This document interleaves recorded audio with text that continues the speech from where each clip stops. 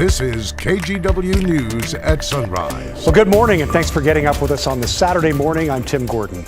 This morning on Sunrise, keeping shooters away from students. Why city leaders believe new traffic barriers could be a solution. Plus, the shell of a historic church gets reduced to rubble.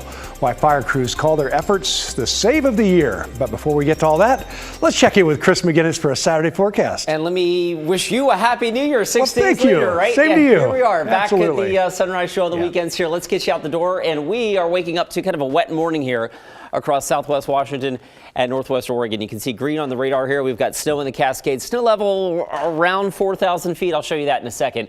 Over the last 3 hours, you can see the progress the rain has made. We've got a little bit of missing data here between Roseburg and Eugene, but I assure you it's raining down there in that part of the I-5 corridor as well. We have some light rain and snow in the higher terrain east of the Cascades. It is snowing up at Timberline, and it will snow on and off there throughout the day. We'll bring you a little lower down to pass level. This is Highway 26 at 4,000 feet in Government Camp. It looks like wet roads. There's probably a bit of a rain-snow mix, and I expect that'll stay the same there today. Meanwhile, where the rest of us are lower, it's 42. It's rainy last check at PDX and elsewhere across the region.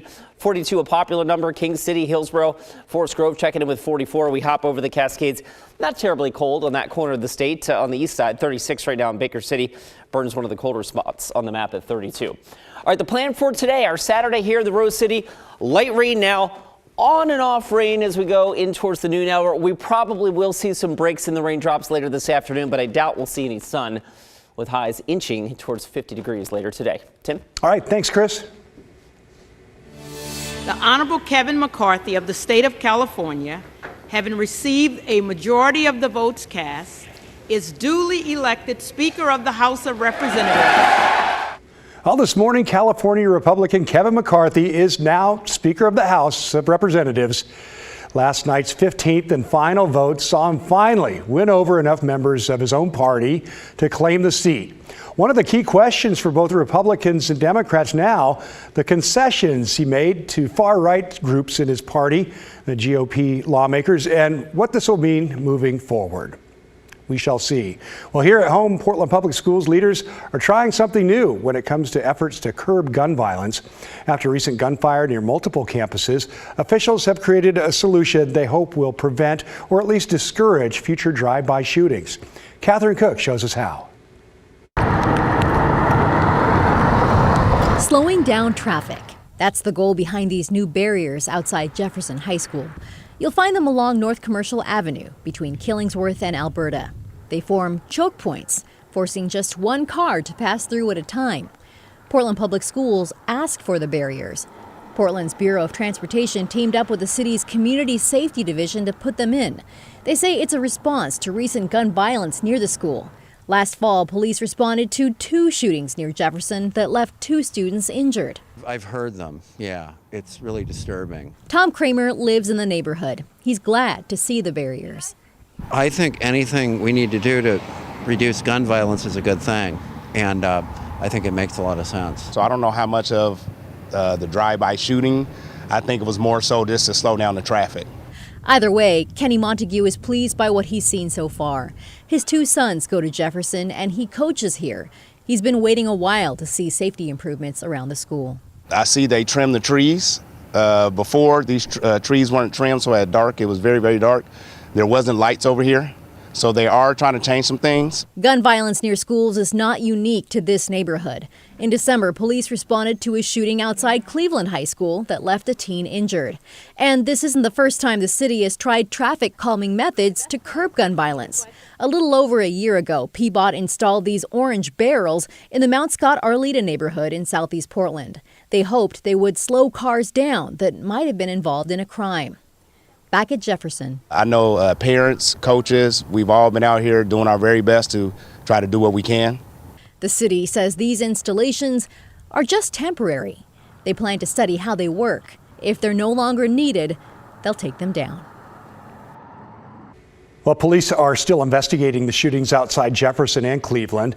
Anyone with information is asked to contact the Portland Police Bureau. We are learning more about the teacher arrested for allegedly sexting a student. Shelley Leatherwood a teacher at Mountain View High School in Vancouver, appeared in court on Friday. She was already facing a charge of communication with a minor for immoral purposes. And yesterday, another was added, attempted sexual misconduct with a minor. Leatherwood was ordered not to have any contact with minors as she awaits trial. Evergreen Public Schools have placed her on leave.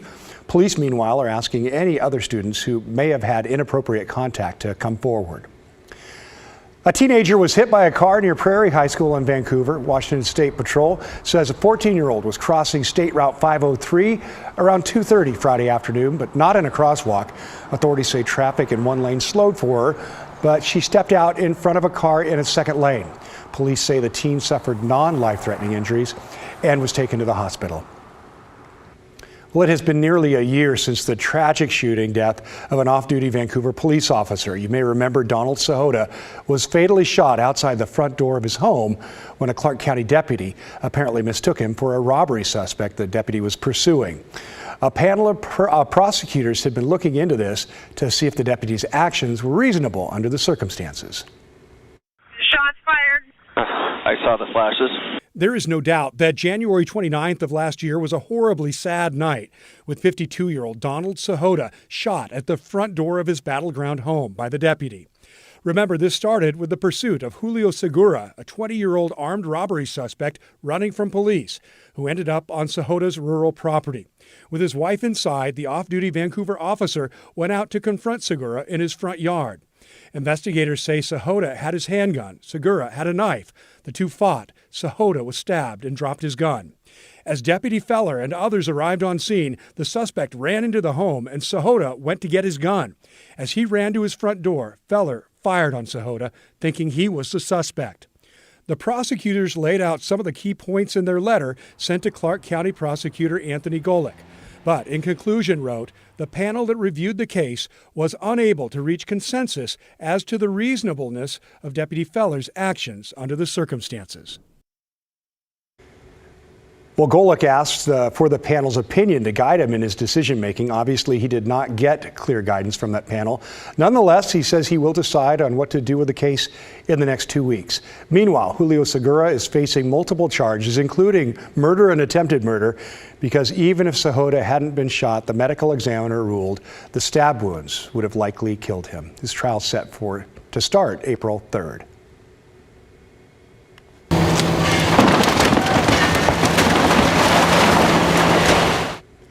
And with that, a piece of history disappears before our eyes.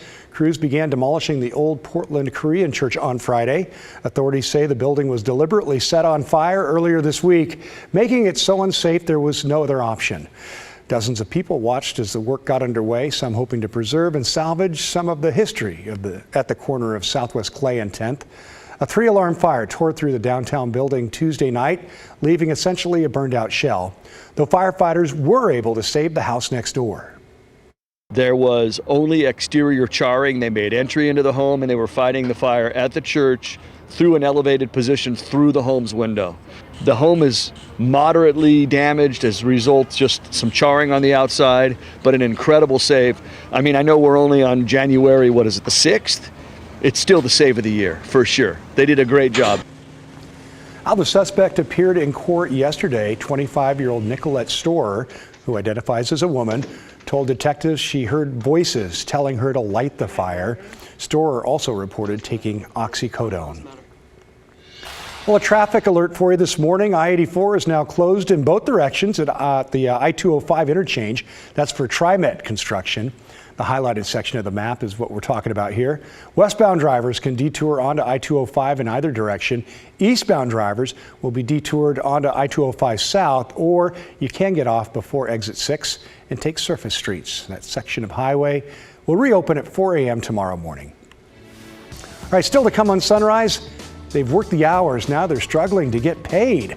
Local workers are quitting their jobs over this. What a supermarket giant says is to blame for this problem.